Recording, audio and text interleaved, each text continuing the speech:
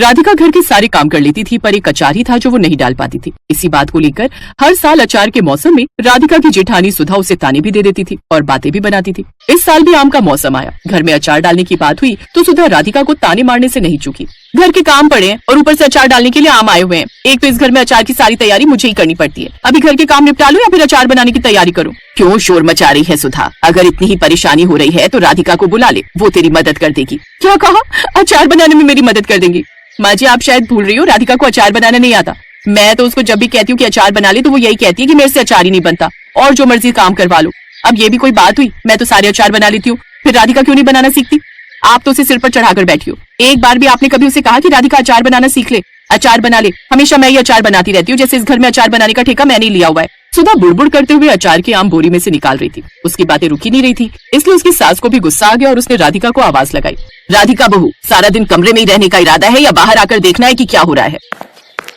कमरे में नहीं थी माँ जी, रसोई की अलमारियां साफ कर रही थी, बहुत समय से हुई नहीं थी। तुम्हें पता है अचार बनाने के लिए आम आए हुए हैं। तुमने एक बार भी सुधा से कहा कि मैं मदद कर देती हूँ। वो अकेली 20 किलो अचार कैसे बनाएगी सोचा है? माँ जी, मुझे अचार बनाना नहीं आता। मैं जब भी अचार बनाती हूँ मेरे हाथों का अचार खराब हो जाता है। इसी वजह से मुझे डर लगता है कि कहीं मैं अचार बनाऊं और खराब ना हो जाए। देखा माँ जी, बहाना कर दिया ना अचार बनाने के काम से बचने के लिए, क्योंकि राधिका अच्छे से जानती है कि अचार बनाने में कितनी मेहनत लगती है। सुधा की कड़वी बातें लगातार उसकी सास कलावती को गुस्सा दिला रही थी। सास ने भी राधिका को सुना ही दिया। देखो राधिका बहू, इस बार का अचार तुम्हें ही बनाना होगा, यहाँ कोई बहाना नहीं चलेगा। अचार के आम आए हुए हैं, इन्हें कैसे धोना है, कैसे काटना है, कैसे सुखाना है और कैसे अचार बनाना है, सब तुम खुद देखोगी।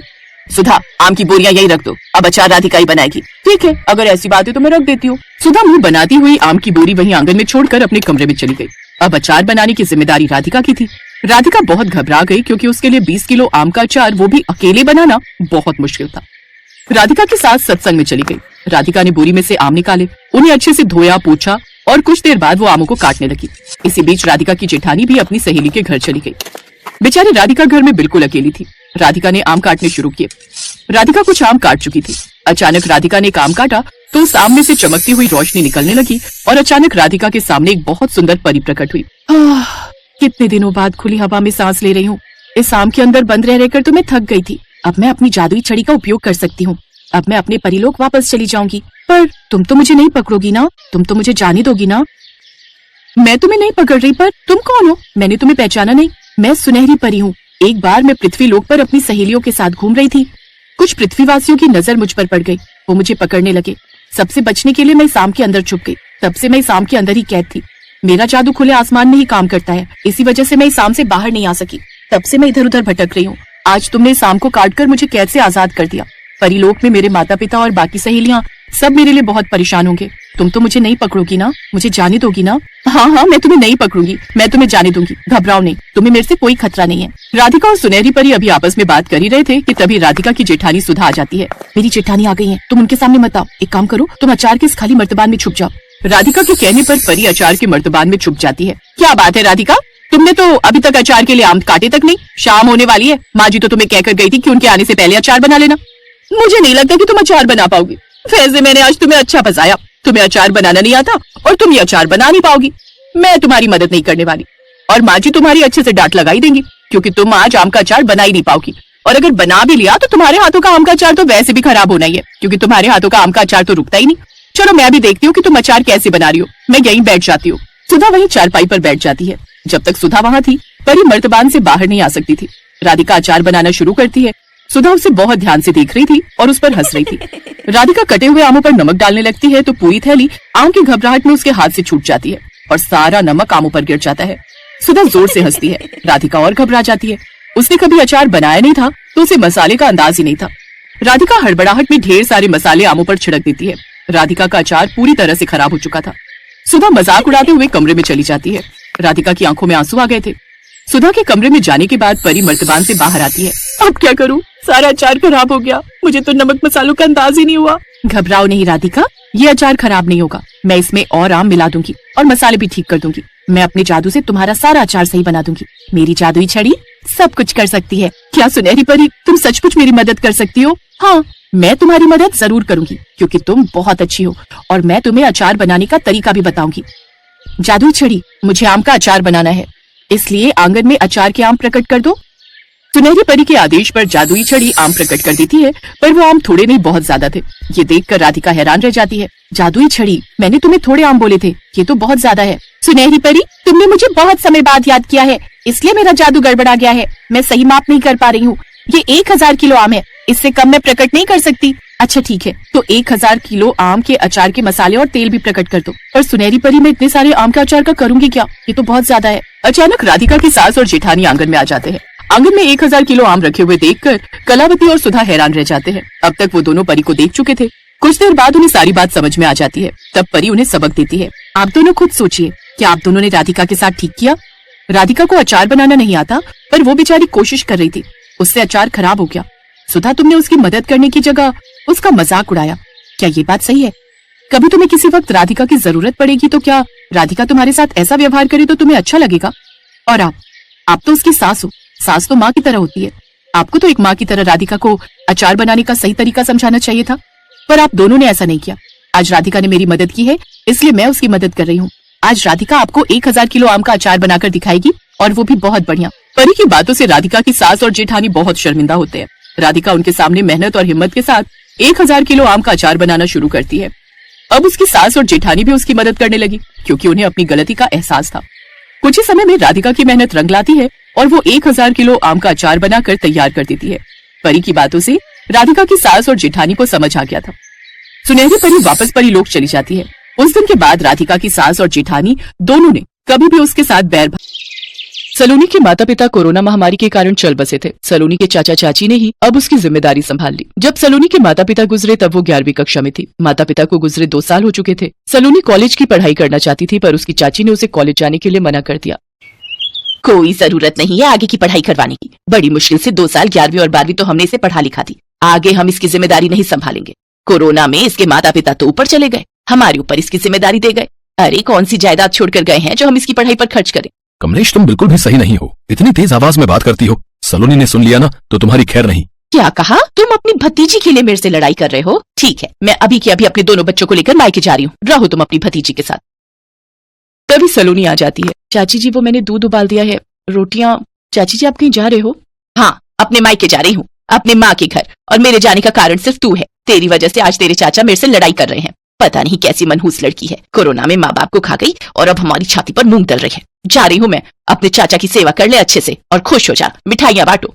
नहीं चाची जी, आप ऐसे घर छोड़कर नहीं जा सकते हो। चाचा, क्या बात है? आप मेरी वजह से चाची से क्यों लड़ रहे हो? अगर चाची जी आज मेरी वजह से घर छोड़कर गई ना, तो मैं अपने आप को कभी माफ नहीं करूंगी। चाची जी, मैं चाचा की तरफ से आपसे माफी मांगती हूँ। आप मुझे बताओ मेरी क्या गलती है, मैं उसे सुधारूंगी। तू शादी कर ले, मैं खुश हो जाऊंगी। तू इस घर से चली जा। कमलेश, कुछ तो लिहाज करो। पता भी है तुम्हारी अपनी बेटी की तरह है सलोनी। तुम इससे कैसे बात कर रही हो?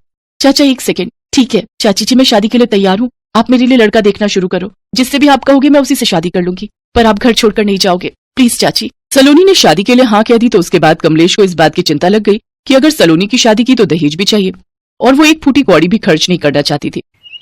इसलिए वो उल्टे सीधे रिश्ते सलोनी के लिए लाने लगी। कमलेश, तुम्हारा दिमाग खराब हो गया है क्या? ये लड़का देख रही हो, कितनी बड़ी उम्र का है। हमारी सलोनी अभी बहुत छोटी है, सिर्फ 18 साल की हुई है हमारी सलोनी, और तुम लड़का लेकर आ रही हो, उसके लिए 35 साल का। कुछ तो सोचो कमलेश। अरे तो छोटी उम्र का लड़का अगर ढूंढना है तो उसके लिए लाखों रुपए का दहेज तैयार रखो। बड़े आए मुझे समझाने वाले। अब चुप रहो, मुझे लड़के वालों के पास बैठना है। कमलेश अपने पति को कुछ बोलने ही नहीं दे रही थी। वो लड़के वालों के पास आकर बैठ गई। ये लीजिए, हमारी सलोनी शरबत लेकर आ गई। लड़की थोड़ी छोटी नहीं है उम्र में? आपने तो कहा था 25 पार कर चुकी है, पर इसे देखकर लगता तो नहीं है। जी, आपने बिल्कुल ठीक पहचाना। मेरी भतीजी अभी 18 साल की हुई है। माफ कीजिएगा, हमें वैसे भी ये रिश्ता नहीं करना। आप अपने बेटे के लिए उसकी उम्र की ही लड़की देख लीजिए। अजी, तो हमें भी कौन सा शौक है तुम्हारी भतीजी को देखने का। हमने भी बच्ची को ब्याह कर अपने घर नहीं लेकर जाना। हम भी समझदार बड़ी उम्र की लड़की को ही अपनी बहू बनाना चाहते हैं। भाई चलो यहाँ से, चलो। फालतू में बुला लिया हमारा समय खराब करने के लिए। चल बेटा। अरे सुनिए तो बहन जी, भाई साहब।